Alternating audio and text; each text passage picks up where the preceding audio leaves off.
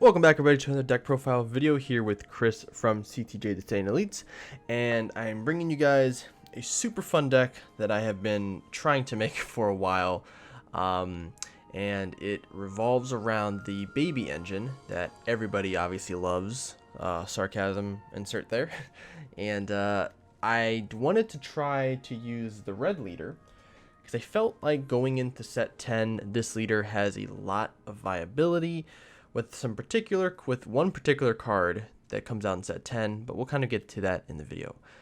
Make sure you guys like and subscribe.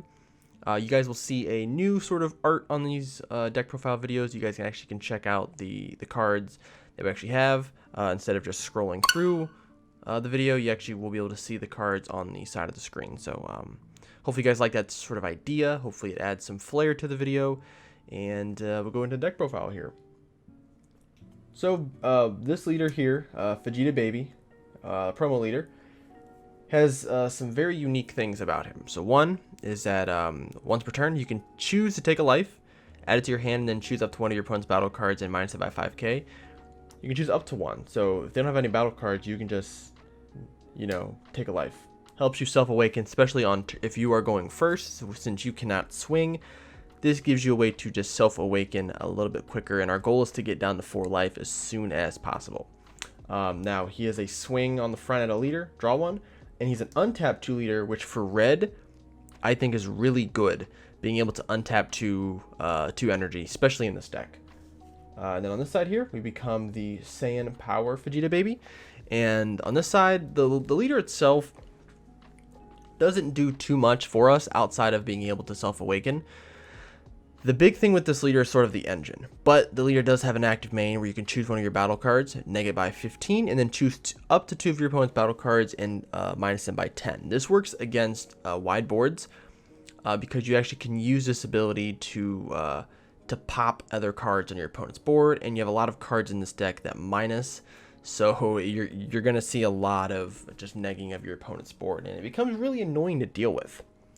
So in this deck, we'll start with some of the important, anchor pieces of the deck. So we run 4 of the Mecha Frieza Energy Blight. This is our check land because we are running blue and red. Also, 4 of the Beerus Divine Obliterator for our super combo. This allows us to restand a red and blue energy on our opponent's turn, and which allows us to have some pretty interesting combos later on in the game. The baby engine revolves around these 2 particular cards. So the one is going to be Daily Training Vegeta. He's a 2-drop that allows us to draw one. He kind of categorizes, he fits into a lot of different things in this deck, which I'll kind of explain as we go. But the main thing is that he goes for this baby here. This is the Vengeance Unleashed. This is our 1-drop of choice that allows us to go into the baby chain. A lot of people ask me, like, well, why don't you just run the red-yellow stuff, because it just makes it so much easier. It's like, well, the yellow baby only works, the 1-drop yellow baby only works if your leader is yellow, and since we have a red leader, it doesn't really work, and I didn't want to run a ton of red-yellow because it just threw off the idea that I had for this deck, so that's why we run this card. So what this card basically does is you can Union Absorb, you choose any card in your field and put it underneath this card. Then you choose a 4-drop. Here, I'll get here in the light here for you. So you choose a 4-drop card that has the same character name as the one you place underneath it, and then you shuffle your deck. So how this works is you have to choose a baby card. So the reason why we choose this is because he is a Vegeta GT, and the cards we're going to be choosing are going to be Vegeta GT and baby in their character name, which is the top small text here. So that's why. So basically we get these cards out. This allows us to go into our 4-drop, which allows us to go into the rest of the chain. So parts of the chain here, I run 2 of the Saiyan Strength Baby. This is one of the 4-drops, and what this card does is it's a 20k double strike. When this card hits the field, if your leader's a red mutant, which he is, you draw one, and then you choose the 20 opponent's battle cards and neg it by 20,000. So this is a play it out draw one, neg something by 20, and then now you have a 20k double strike on board that you can use. It's useful for swinging as a double striker, but I would generally want to just keep it in active mode so it's not available to be swung at. The other one that we run in the main deck is going to be the Super Baby 1 All-Consuming Terror. Now this is a red-yellow, and this is the only red-yellow card we run in the deck. We're never going to play this card out we're never going to hardcast it. Basically, we want to fish it from our deck with the 1-drop and play it on top of it. Now, the reason I picked this one is because if our opponent is playing a barrier strategy, like a counterplay strategy that can, get rid of this 4-drop, we can play this one out, and now it's safe from a lot of counterplays. Not everything, but a lot of the battle card counterplays it is safe from. And it kind of does the same thing, being a 4-drop red that we can go into the rest of our chain, which gets us into the big, say the expensive card of the deck. It's going to be Super Baby 1 Parasitic Menace. This is the most expensive card, maybe one of the most expensive cards in the deck. It's like $15, $16 for each one of these promos, and it's been that way since they've dropped. I think when they dropped, they were like $5, and they went up to $16, $20. Now they've been there ever since. They have not gone down through all the draft box stuff, and it's crazy because Baby wasn't really played a lot.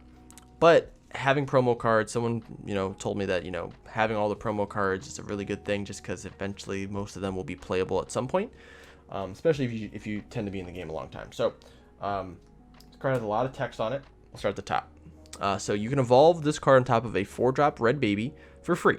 So either one of our 4-drops, whether it's the barrier dual color or the 20k 4-drop, so we can evolve it for free. When it comes into play, you draw a card, or when a card evolves into this, you draw a card, you choose one of your opponent's battle cards, you minus it by 5k, and you cannot play copies of this card for the duration of the turn. So that's okay. He does have double strike, so if you do want to swing with him, he is a 25k double strike. But then for 1 red energy, you can play out a 6-drop baby on top of this card, and that's where we go into the tower of the deck, Apocal Grudge Grade 8 Baby. So this card here is the main card you want to get out in this deck. This is where the deck really shines. Having this card on the field, he has a 30k triple strike. Once per turn, whenever this card attacks or your opponent plays a battle card, you can draw a card, and then you choose one of your opponent's battle cards and neg it by 20k. So on basically your turn, he is a swing draw 1. Now obviously if your opponent, so basically if you swing and your opponent plays a negate like a Cocoon or something, when they play that, you can then trigger his auto, minus it by 20, and then draw 1. So even though this card's going away, you're still drawing, and it just allows you to apply pressure, and it's both on your turn and your opponent's turn, just once per turn. So whenever your opponent plays a battle card, you just neg it by 30k, and that's pretty insane. They have to try to remove it with generally an extra card, because if they play a battle card, it's just going to get popped. And this card does not have an auto saying you cannot have more than one at a time. So the more that you get on the board, most games, if it gets past turn 5, I'm going to have 2 of these on board. And it just makes it so hard to deal with, because they play, let's say, I had someone play, what card was it? They were playing Invoker, and they played the 6-drop UI, the 35k one, and they played it. I'm sorry, it was the promo one, the 35k triple strike one. So they played it, and then I was like, okay, auto, negative by 20, draw a card, and then auto, negative by 20, draw a card, and then they just spent 6 energy and got nothing, and I drew 2 cards. So, pretty insane. The backup for the deck, for Baby, is going to be Vengeful Blow. So what this card does, this is a really good card to run. If you lose one of your Apocals, basically if this card is removed by a skill or KO'd, this card comes out for free from your hand.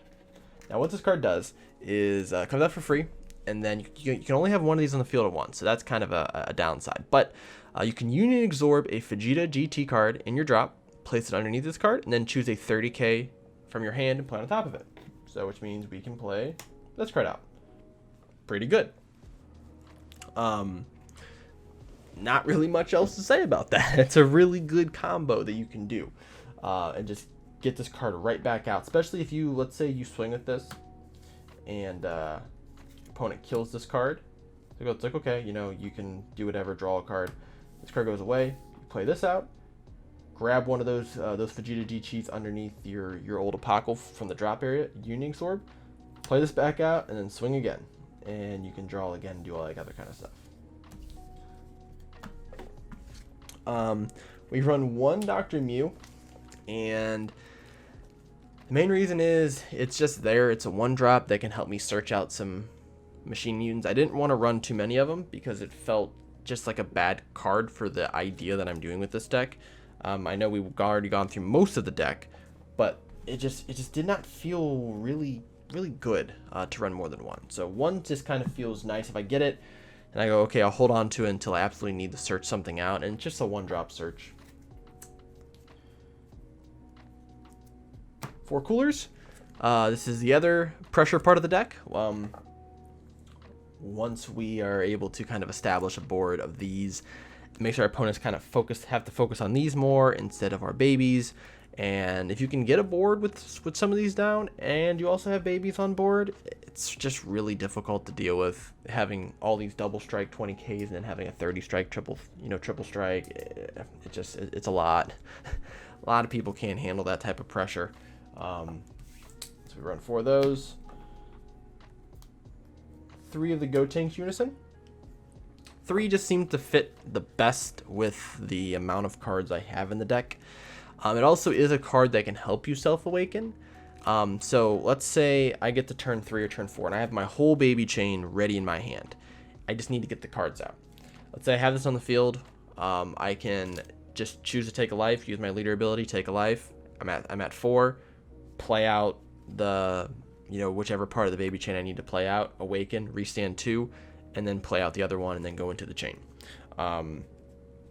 Generally, this deck, you're going to go to turn 3, turn 4 before you get most of the baby chain out, unless you get really lucky and you have everything in your hand, which can happen. Also, this card is just really good for, I'll play it out for 2.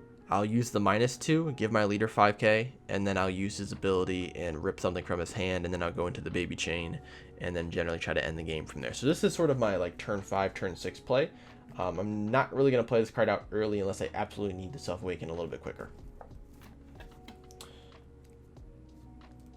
2 Mechanical Courages.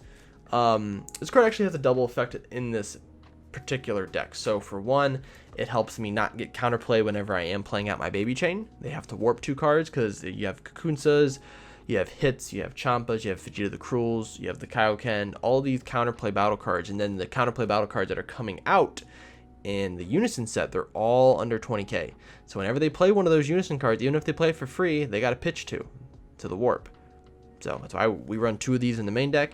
Also, for 1 energy, you can shuffle 2 cards back into your deck. So let's say you get, go back here a little bit. So let's say you get either one of these cards, okay? So the 1-drop baby, what kind of sucks about it is you have to evolve, you have to pick a 4-drop from your deck. It cannot be from your deck in your hand or your deck or your drop, it has to be from your deck. So let's say you have these in your hand, you can use this to shuffle these back into your deck and then draw 2 new cards. So just gives you a little more value, and you don't shuffle, which is nice, so you don't have another chance to draw those 2 particular cards. Obviously, if you have them more in your deck, you draw another one, that's possible, but it just gives you a chance to draw some new stuff, and then gives you a really interesting defensive tool to stop a lot of those free Unison counterplays, as well as just any normal counterplay in general. Also, just free 5k combo power. Oh yeah, by the way, Bandai, thanks for not banning this card. I didn't put out a rant video about the Universe 3 stuff because I knew people weren't going to like it. But thankfully you guys didn't ban this card because I would have been really mad. Moving on. 2 Topo Righteous Aid. Starts off our negate portion of the deck. And just a really good negate. I only run 2, mainly because I only have 2. But even if I had more, I think 3 would be the max. I think you're taking away from other things in the deck if you're adding too many of these. And we don't want to be that much of a defensive deck. 3 of the Beerus Balls. So this card forever, I trashed this card. I did not like this card. This was the only negate counterplay that, or yeah, the counterplays that came out in set 8. I thought this was one of the worst ones. I'm like, this doesn't hit really anything. It doesn't hit Topo. It's just bad. But the 2 big cards that this card does work against, which thankfully, so for one, it hits the, I mean, you can just kind of go down the list of all of the Unison counterplays, and I believe all of them are 15k. The Yamcha one, 15k. The Vegeta one, I'm just checking them here because I don't like to be wrong with this kind of stuff. 14k. Hit Deadly Vanguard, probably the best negate counterplay battle card in the game, is 15k. So you kind of get what I'm getting here. So it hits all of those cards, and then also cards like Champa, Vegeta the Cruel, hits them all. This is awesome because you can basically just pop any of those cards and go right to the drop, and if it's your opponent's turn, you get 5k for the turn on your leader. That is super good. And this is also because we get to 4 life so quickly. This card's going to be just available in our hand from the jump. If we're trying to play out the 4 drops and go into our baby chain and they try to play out a hit or do something, we just go, okay, we'll just take a life, pop that card to the drop, and now you just lost 3 energy, and we're going to keep going up the chain. So just a really good card. I think this card's going to see a lot of playability in red decks because of the Unison counterplays, but we'll save that for another video. So 3 of those.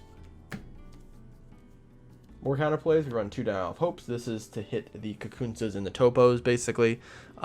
Just because Beer Small doesn't stop them, but we have access to Denial of Hope, so it's still fine.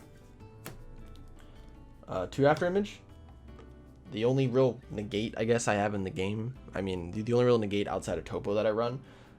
Sparking Effect is really nice, but also just helps me be a little defensive if I need to. We should be the aggressor the entire game, so really shouldn't need too many counterplays. That's why we have the Topos and 2 of these. 1 Full Power Frieza. If I can play it out, I will. Don't really need it, but we have one in the main board just in case, and then boss monster, the other boss monsters, I guess, not including the 30k triple strikes, is going to be this Frieza here, since we're going to be playing with our life a lot. We're going to be down to 2 life pretty early, and we can play this card out for 5 red. We're going to charge nothing but red and blue, either red, blue, or red. So there's no normal blue cards in the deck, so we're going to be able to, this card's going to be live.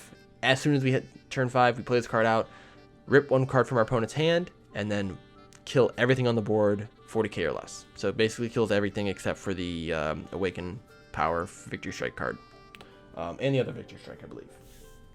Now, for a side deck. So this is what I have currently for a side deck. So we have one other Unison. That way we can have a set of 4 if we absolutely need another one. 2 more of the red babies. So this one, if I'm not playing a matchup that has a ton of counterplays, this also helps me just draw more, because it is it is basically a played out, draw, and then neg something by 20. 2 more of the barriers, just in case I need to swap completely to the barrier cards. 1 of the Super Baby 2 Malicious Tyrant. So this is a 4-drop. And the purpose of this card is this is sort of a late game Super Baby. So I'm going to play this card out if I have at least 1, if not 2 of the 6 drops on board already. Play this out, and I can negate one of my opponent's non-keyword skills. So if they have a negate on their skill, if they have an activate battle or something, I can just negate it for the turn. Or I can combo this card. Whenever I combo with this card, I choose 2 cards in my hand, bottom deck them, and draw 2. So this is another Koitsuki that I can basically use for 1 energy. So it does the same exact thing as the Koitsuki, except I can combo this from my hand for 1 energy, gain 10k combo power, bottom deck 2 cards, and then draw 2 more. So just it will come up. I'm assuming in one of these games that I play. So just another card to have. 1 more Beerus Ball, because I think 4 is a very good number of these cards to have. If I could run more, I probably would. 1 Awakening, or 1 Omen of Awakening. This is the denial that came out of the expansion set, that you take a life. If you have a Unison on board, this card becomes a 1-drop, and you basically crit a life to do it. So it's just another emergency counterplay that we can have in the deck, and it's also shiny. This is kind of a weird one, but Kunchi.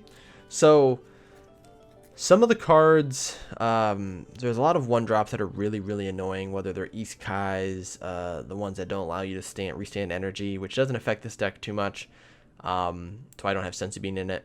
But also like things like Frieza's Death Embrace, which is a terrible card for this matchup, because they can just, I mean, technically you can kill it, but it's just really annoying. But this card allows me to play it out. I draw a card, and then I choose up to one of my opponent's battle cards. I choose up to one of my opponent's battle cards and minus it by 4k.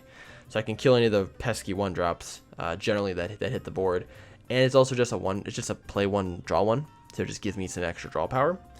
And then 2 more Koitsukis, so we have a total of 4 in the deck. I put 2 more in because I couldn't find anything else that I really wanted to add to the deck right now. But these 2 spots will probably be taken up later. And the last 3 cards I'm going to talk about here, you'll have images of them on the screen, are going to be cards that I would add to this deck when set 10 comes out. The only one that really comes out of set 10 that I really want to add is going to be the Shinran Unison. This card, being able to add 1, -2 cards, and then your leader ability being able to -2 cards, you can almost kill any card in the game outside of secret rares. Obviously, you can do up to, 25k power that you can basically minus with your leader and Shinran, but also being able to rip a card from your opponent's hand. It just has a lot of other, utility that the Vegeta or the Gotenks one just doesn't have. The downside is that it is a 3-drop, and I don't really want to spend 3 energy on it, so I may do a split with the Gotenks and the Shinran. Yeah, the other 2 cards are going to be Broly Crown of Retribution, which is just an older promo card. I say older, but it's like $30. Not really going to buy that card. I probably will borrow it from one of our teammates because I know they have a playset of them.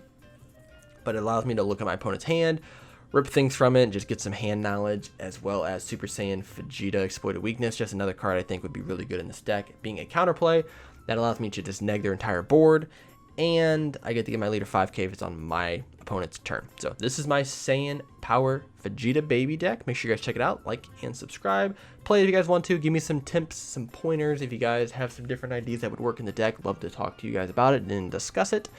But I'm out of here. I'll see you guys in the next video.